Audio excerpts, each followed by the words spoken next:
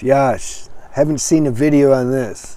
How do you have a spiritual awaken, or how do you awaken when you have a mental imbalance or mental disorder?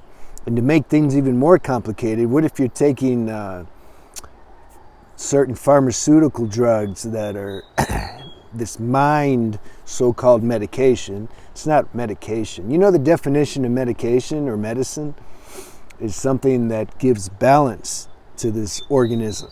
It doesn't suppress or stimulate. That's what these pharmaceuticals do. So let's say you got an imbalance in your nervous system or neurological system and you're taking heavy meds. Actually, I'm going to make a separate video, I think, on the on the pharmaceuticals, because that's a big topic, you know.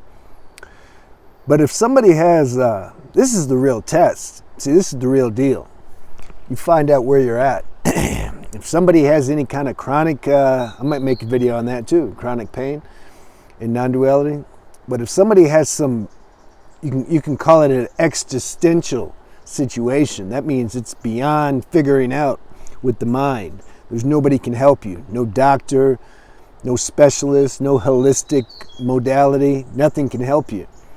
Because this imbalance is more, it's like it's in the mental body or causal body. There's some tear in there. The human dimension can't even touch that. What are you going to do? There's certain things you can do to kind of buffer the intensity of it, the symptoms and consequences. But as far as like curing it, need a new body. So then in the meantime, what do you do? See, that was my story. I'm gonna make a video on that. Some people are asking about my spiritual journey. and here's the positive thing about having a mental, some of these deep neurological imbalances, is the motivation will be stronger in those people. Not all, because some they go the medical route. The capacity's not yet there to find their spiritual nature. Like that alarm hasn't went off in them. But there's some others who realize, like, wow, I'm going to suffer the rest of my life if I don't find this, you can say, formless nature that I am, non-dual self. And they have motivation. They have intestinal fortitude, because if they don't, they suffer. They're not doing it just for a good idea, like, oh yeah, I think it'd be cool to be spiritual, and then I can learn the non-dual language, and you know, man, a lot of these so-called teachers, like I said, if they really, their whole understanding of or embodying of non-duality, this would be put to the test if they had some really debilitating disability in their human form. I'm just saying, you know, it's easy to talk, but when life throws you one of these blows that is just it's on you all the time, this imbalance causing symptoms and consequences and affecting you emotionally and spiritually, they have that's a whole new challenge, you know. Now, the benefit, though, of having these things, you see, there's always duality. When you have these people who have certain mental disorders, they have a super sensitive nervous system. Now, that is good for non-duality, for experiencing our non-dual self, because they have a subtle natural kind of openness and perception, which is what is needed to really understand these non-dual pointings or self-inquiry, whatever. Because these pointings, you see, if they just stay in your mind and you think you have a mental grasp on it, it means nothing. Life will throw you a blow, and then you can't practice anything that you've been parroting, because it hasn't gone deep. But from my experience in the cases that I've worked with, these people who they're already really open just by nature. That's why they suffer too. That's the negative side, is your nervous system's so sensitive. You just energies and situations and environments, they're going to feel that more than the average person, because the nervous system like picks up everything. But see, it picks up also the spiritual nature. But it requires a real dedication and focus that this is really what somebody wants.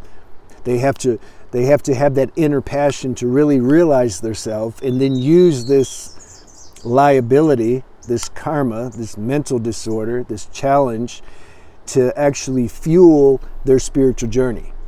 That's what an intelligent person does. And one who's ready, one who's hit bottom, one who's experienced and fulfilled these karmic desires. That's another video too, how desires get in the way. Because it's like part of the karma that we come here with, we have these desires. We want a girlfriend and want to experience what it is to have a bunch of money and to be popular or whatever, on some level. Some people, they have that more than others, but it's kind of all there in that karmic package to some degree. Those things will block a person from being able to realize their nature. And for somebody that has any mental disorder, that will cause more stress than the consequences they're already feeling from having this debilitating situation. And so then non-duality is hard to experience, because when there's stress, your mind goes into the stress, and then there's self-talk around the stress, and so your mind's not quiet. How can it contemplate your true nature if the mind's being busy all the time? That's why lifestyle habits are important for one who's really coming into this, who's a true sadhaka or spiritual aspirant, you can say. Because we're in the human body. If we don't address that to some degree, not be obsessed with it, no need to be obsessed with something that's perishable, but to understand that the consciousness has localized itself in this form, and the game is to realize its true nature while embodying this form. Well, if it's embodying this form, you got to pay some attention to the form. You just do, That's why, it's easy for people, a little easier, you see people in their 20s, they took some spiritual courses or classes, and they have an intellectual understanding about these things to speak, everything's a thought. Even me talking right now is a thought, and you're a thought that's perceiving this thought, and everything's a thought. Like there's a dryness there. I don't feel there's not a realization vibration behind a lot of those words. Now some have it, and that's part of the process too. I did that too. Actually, anybody that comes has some kind of awakening, they do that. They think they're done. Like, I got it. So the thing is, when you have mental imbalances, it's like, this is the other benefit. There's a certain integrity. It's like if you do things that aren't authentic, if your motives aren't authentic, or if you're wearing some kind of mask, spiritual mask, or any kind of mask, trying to be cool, trying to whatever, you pay. It's like this inner Zen stick that you have is so sharp, it just cuts you anytime you go off the spiritual beam, so to speak. See, that's a benefit. Now, it won't feel like one, because you can cut yourself all day long for a while until we start to transcend this karma and these desires. So at some point, though, one realizes the blessing of having these kind of neurological and mental imbalances, and how they can help fuel your non-dual practice, So I wanted to give an intro on that. I wanted to see how if this even comes up in the search, also.